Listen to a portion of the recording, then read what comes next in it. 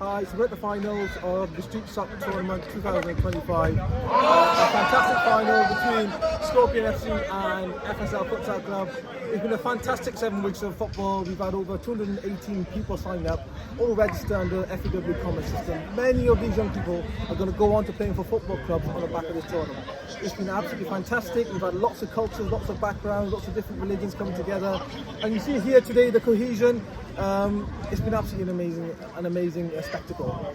It's been absolutely wonderful to be here today and watch the final of this fantastic tournament. I'm really proud that we've been able to be involved with this and support so many people to come together and really celebrate the diversity here in this city.